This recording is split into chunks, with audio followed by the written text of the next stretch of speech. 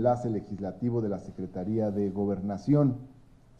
Lo recibimos hoy porque traen la iniciativa de reformas a los artículos 108 y 111 de la Constitución Política de los Estados Unidos Mexicanos que envía el presidente de la República, licenciado Andrés Manuel López Obrador.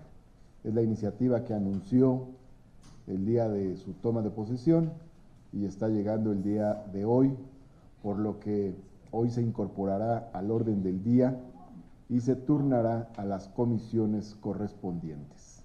Vamos a escuchar al licenciado Zoé Robledo. Adelante. Muchas gracias, senador presidente Martí Batres Guadarrama. Pues por instrucciones de la secretaria de Gobernación, ministra Olga Sánchez Cordero, nos encontramos el día de hoy el maestro Valentini y su servidor para traer tanto el oficio, el número 100-001 de la Secretaría de Gobernación firmado por la ministra, en donde por instrucciones del presidente de la República y en ejercicio de su facultad que le confiere el artículo 71 de la Constitución, se presenta esta iniciativa con proyecto de decreto para reformar los artículos 108 y 111 de la Constitución Política de los Estados Unidos Mexicanos, y a su vez la iniciativa firmada por el presidente de la República, licenciado Andrés Manuel López Obrador. Si me permite, me gustaría hacer la entrega formal del documento.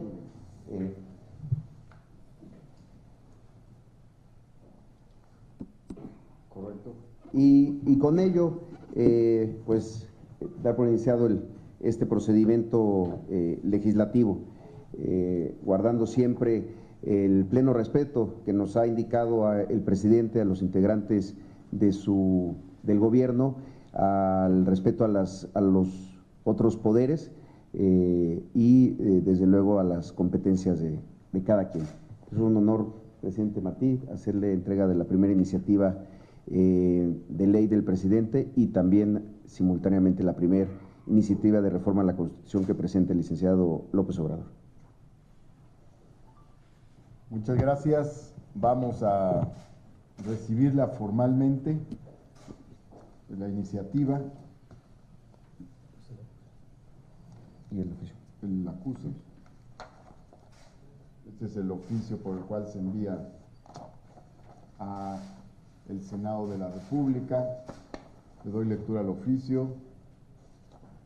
Es un oficio de la Secretaría de Gobernación. Senador Martí Batres Guadarrama, presidente de la mesa directiva de la Cámara de Senadores del H. Congreso de la Unión presente, por instrucciones del C. Presidente de la República y en ejercicio de la facultad que le confiere el artículo 71, fracción primera de la Constitución Política de los Estados Unidos Mexicanos, con fundamento en lo establecido en el artículo 27, fracción 15 de la Ley Orgánica de la Administración Pública Federal, me permito remitir la iniciativa con proyecto de decreto por el que se reforman los artículos 108 y 111 de la Constitución Política de los Estados Unidos Mexicanos, documento que el titular del Ejecutivo Federal propone por el digno conducto de ese órgano legislativo. Sin otro particular, aprovecho la ocasión para reiterarle la seguridad de mi consideración distinguida.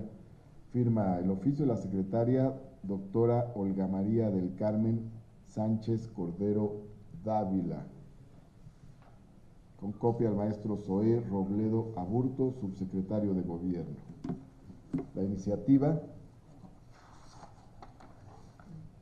contiene una exposición de motivos y la parte final, la propuesta de decreto por el que se reforman los artículos 108 y 111 de la Constitución Política de los Estados Unidos Mexicanos.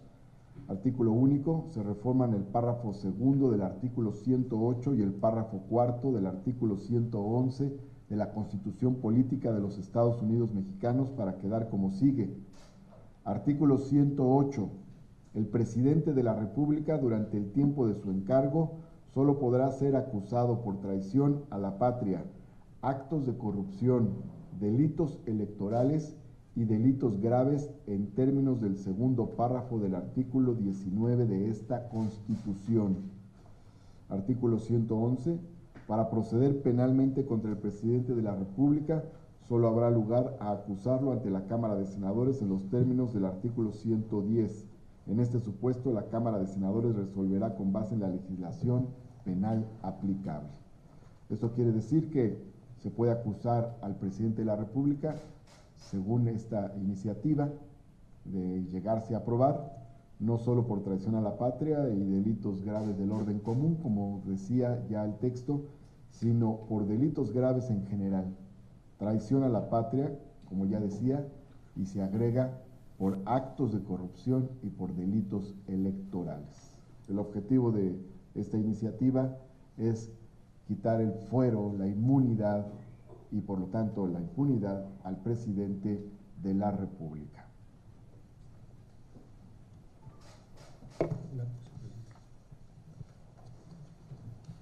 La de acuse. Ese es nuestro.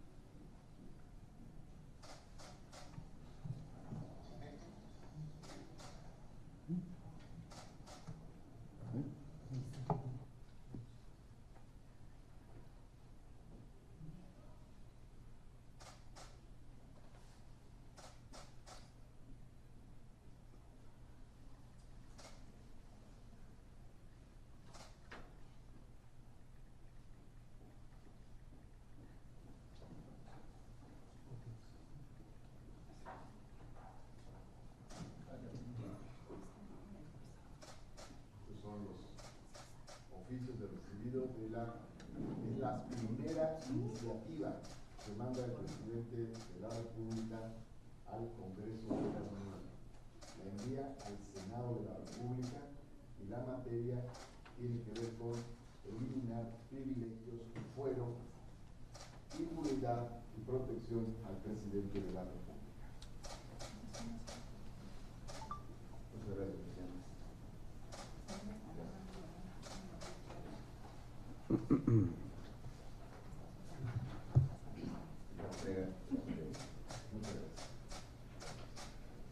Una pregunta de Víctor. Sí. Subsecretario, presidente, buenos días. Precisando, esta iniciativa solamente es retirarle el fuero al presidente, no tiene nada que ver con la inmunidad que tienen legisladores y otros personajes que son funcionarios públicos de la Administración Pública Federal. ¿Es así? ¿Solamente es para el presidente de la República? Así es, solamente es para el presidente de la República. El propio presidente de la República está enviando una iniciativa para quitar la protección al presidente de la República. No entra en materia relacionada con legisladores o otro tipo de servidores públicos. ¿Está en concordancia con esta iniciativa que pretende presentar el coordinador de su bancada, Ricardo Monreal, o son distintas, corren en vías paralelas, en caminos diferentes, en cuerdas separadas? Pues me imagino que es armónica con la que presenten otros legisladores, con la que presenten legisladores. Es más amplio el tema de eliminar fueros y privilegios. Abarca a otros órganos del Estado también. En este caso es el propio presidente el que está diciéndonos: quítenme la protección, quítenme el fuero. ¿Me permite, presidente, comentar, Víctor? La iniciativa, como lo anunció en la toma de posesión el presidente López Obrador, tiene que ver con solamente la figura del presidente. Es una de las causas y de las promesas que hizo, no solo en esta campaña, desde hace mucho tiempo, eliminar esta patente de impunidad que se había convertido el tema del fuero. algo que además pone mucha distancia entre los gobernantes y los gobernados. Esta idea de que se es distinto, se es diferente y se tiene una suerte de permiso para cometer delitos particularmente vinculados con los temas de la corrupción. Por eso él lo está haciendo específicamente para la figura presidencial. Su planteamiento es que tanto para los gobernadores como los legisladores y otros funcionarios, sobre todo aquellos que tienen facultades legislativas, pues tendrían que entrar en una reflexión de hacerlo o no para sus propias figuras. Esta es del presidente quitándole el fuero al presidente. Y resalta el tema de la lucha contra la corrupción, y esta iniciativa es armónica y es coherente con otros temas que se han discutido ya aquí en el Senado y en el Congreso. Una de las reformas que se aprobó aquí en el Senado tiene que ver con la materia de extinción de dominio, en la cual se agrega el tema de corrupción para que puedan recuperarse bienes productos de la corrupción. También, por otro lado, está pendiente la discusión de un dictamen ya aprobado en comisiones, en el que se plantea que los delitos de corrupción sean delitos graves. Y esta iniciativa plantea que el presidente pueda ser juzgado por delitos de corrupción. Es decir, se trata de un conjunto de reformas legislativas que son coherentes entre sí y están encaminadas a la lucha contra la corrupción. Una segunda pregunta al subsecretario Robledo. Esta comisión de Ayotzinapa, permítame planteárselo así, no es una falsa esperanza para los padres de los 43. Realmente, bueno, no tiene características vinculatorias, simplemente va a entregar un informe, según tengo entendido que así está constituida, y no va más allá de hacer señalamientos sobre responsabilidades penales, civiles o administrativas. Realmente una comisión así, sin dientes, ayudará a encontrar la verdad que están buscando estos padres de estos estudiantes desaparecidos hace 4 años. Mira, yo creo que valdría la pena revisar primero la figura en la que está la Comisión de la Verdad para el caso de Ayotzinapa. Es la primera en la que se está utilizando un diseño distinto. Se hizo una reforma al artículo 21 de la Ley Orgánica de la Administración Pública Federal que tiene que ver con las facultades del presidente de la República para crear comisiones, las clásicas y muy conocidas comisiones intersecretariales, por ejemplo, las comisiones consultivas. En este caso llevan el título de comisiones presidenciales. Ha habido otros momentos de la historia de nuestro país que ante desafíos no del gobierno, sino del Estado mexicano, como lo fue la desaparición de los 43 estudiantes de la Normal Rural Isidro Burgos, tienen que ser vistas como eso, como un reto. Vamos a esperar a Mayent, que Ya, perdón. como un reto del Estado, no del gobierno. ¿Por qué le digo esto? Porque el diseño de la comisión presidencial permite que el presidente, a la hora de convocar, no se limite solamente a funcionarios del gobierno federal o de los órganos desconcentrados.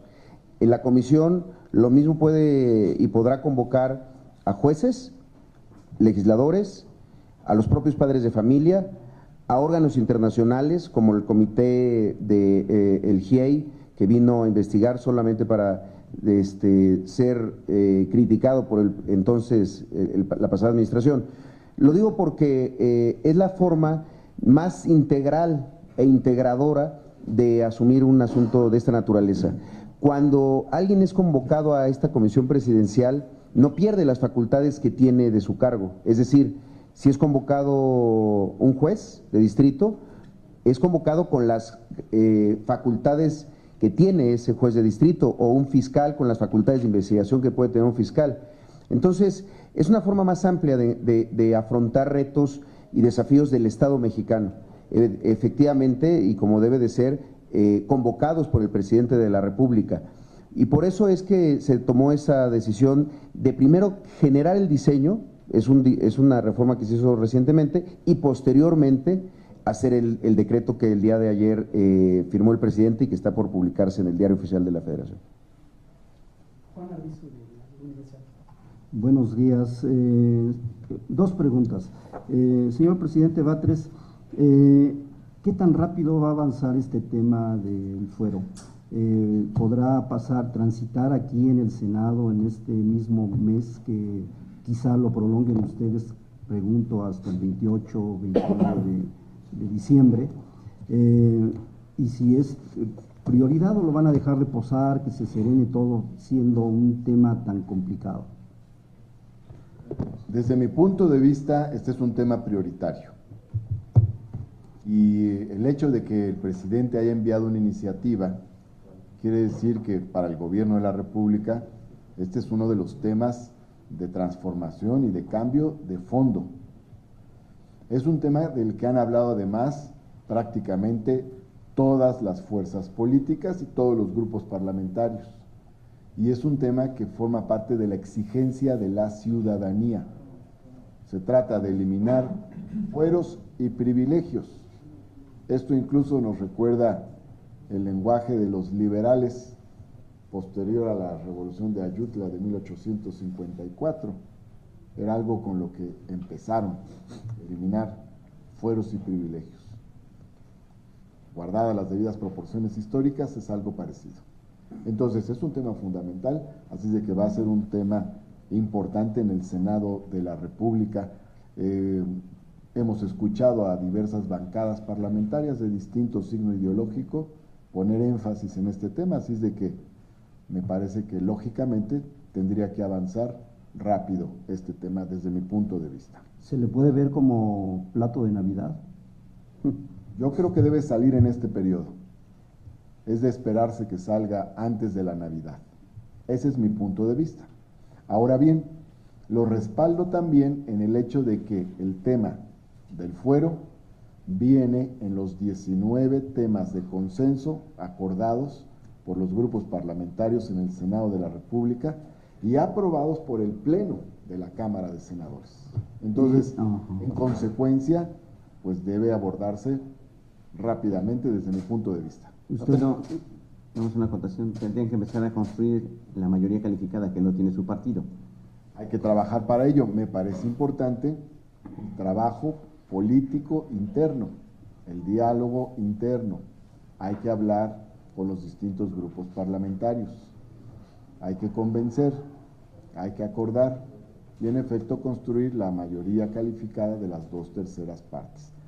Pero tomando en cuenta que ha habido posicionamientos de diversos grupos parlamentarios sobre este tema, yo creo que no debe ser difícil, apoyándonos en lo que han expresado los diversos grupos parlamentarios. Pero sin duda alguna tiene que haber un trabajo político para lograr el consenso. Señor subsecretario Robledo, usted fue de los que debatieron mucho este tema en la anterior legislatura. ¿Cómo considera que viene el producto? ¿Transitable, sencillo, que reúna de alguna manera la aspiración de los grupos? ¿O tendrá por allí algún detalle en el que haya no un bloque, sino una piedrita en el zapato para el tema? Sí, yo creo que, por un lado, Juan, el tema está en esa lista larga de agravios de la sociedad hacia la clase política. El fuero se ha convertido en esto, en esa figura que implica la necesidad de tenerlo. Como recordarás, hace algunos años, un grupo de entonces legisladores presentamos incluso un amparo ante la Suprema Corte de Justicia solicitando que se nos quitara el fuero, porque es irrenunciable igual que el cargo de los señores senadores y senadoras. Y lo solicitamos por un asunto de protección de derechos humanos, porque sí lo vemos como un elemento que separa y que de alguna manera genera desconfianza en la población. La población se ha creado esta idea de que el político tiene fuero porque necesita tenerlo, porque hay una comisión recurrente de faltas y de delitos. Es uno de los principios elementales para esta nueva etapa del país que inició el 1 de julio y se ratificó el 1 de diciembre. Yo creo que es una muy buena iniciativa. Desde luego seremos muy respetuosos al debate de los legisladores. Efectivamente es un tema que ha sido ampliamente apoyado en diferentes momentos y por diferentes grupos parlamentarios. Y creo que el elemento más potente, si se me permite la expresión, de la iniciativa es que sea una iniciativa del presidente para el fuero del presidente. No hay aquí ningún elemento para ampliarlo a otros poderes, ni mucho menos que pudiera generar una opinión contraria.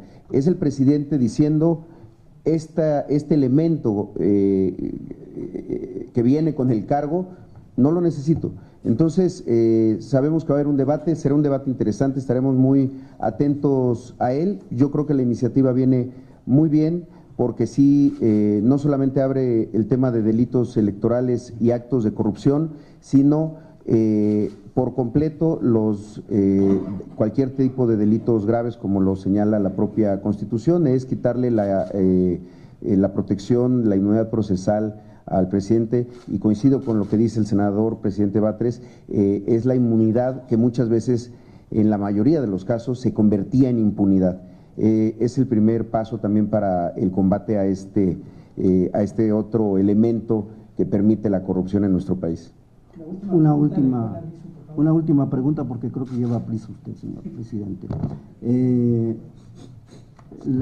Para los dos, se conoce ya que casi 3,000 altos funcionarios servidores públicos del Poder Judicial han interpuesto demandas en contra de amparos, en contra de que disminuyan sus salarios. ¿Cuál es el enfoque de usted, la postura? Quizá tenga exhorto, Martí y subsecretario.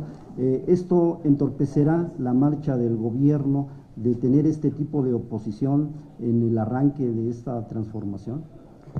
Bueno, yo quiero decir que primero, en el tema del fuero, debe ser eliminado no solo el fuero del presidente, también debe ser eliminado el fuero de los legisladores. Y me parece importante que los legisladores también estemos a la altura de las circunstancias históricas y dando esta batalla por eliminar estos privilegios.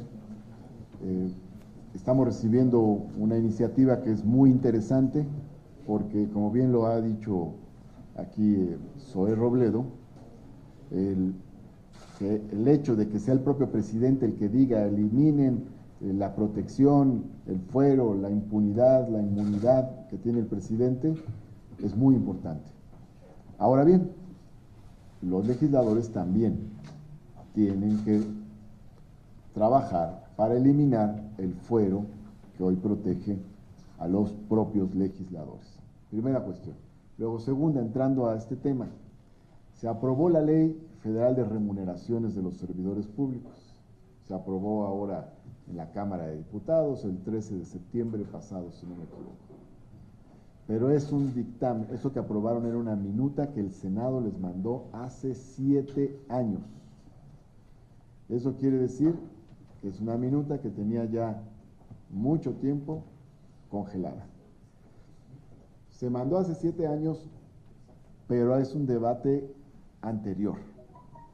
De hecho, en el gobierno de la Ciudad de México, en el periodo 2000-2006, se dio un proceso de disminución y contención de los altos salarios, de los altos mandos del gobierno de la ciudad. Entonces, el debate siguió. No podemos decir que es algo nuevo, es un debate que lleva por lo menos lo que va de este siglo. Se cristalizó en esta figura de la ley del salario máximo, como se le conoce coloquialmente a la Ley Federal de Remuneraciones de los Servidores Públicos. No es un debate nuevo, es un debate que tiene raíces, tiene años, y por otro lado también es un debate que tiene que ver con este tema que estamos tocando, que es la eliminación de privilegios de los altos funcionarios. ¿Que va a ser difícil? Seguramente. Hay una inercia de privilegios que tiene muchísimos años y se profundizó en los últimos 18 años, ciertamente. Pero se tienen que dar pasos. Así de que considero de la mayor importancia que se haya aprobado la Ley Federal de Remuneraciones de los Servidores Públicos. Si alguien acude ante los órganos judiciales, bueno, pues es un recurso que tiene, lo puede ejercer.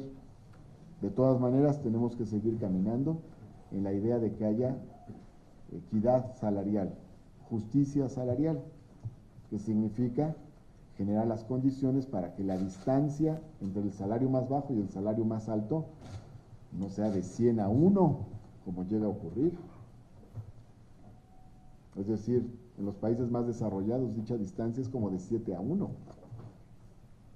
Aquí es una distancia enorme. Entonces, la idea es acortar esa distancia de tal forma que se mejore el salario en general, y no solo el salario de un pequeño grupo de altos funcionarios. Por lo demás, si algunos recurrieron a los órganos jurisdiccionales, pues están en su derecho. Ya los órganos jurisdiccionales resolverán, vamos a estar atentos a ver qué resuelven y para también ver en el terreno legislativo qué es lo que tendremos que hacer para seguir avanzando en el terreno de la justicia salarial. Sí. Muchas gracias. De estos 2.835 amparos de los que se tiene conocimiento por parte de funcionarios del Poder Judicial, yo lo primero que diría es, están en su derecho, la ley les presenta esa oportunidad de ampararse. Nosotros tenemos una interpretación de que las reformas constitucionales que durante 7 años no tuvieron su evolución en una ley reglamentaria para el tema de salarios máximos, era muy clara. Vamos a ver qué deciden los propios jueces que van a ver los amparos de los otros jueces.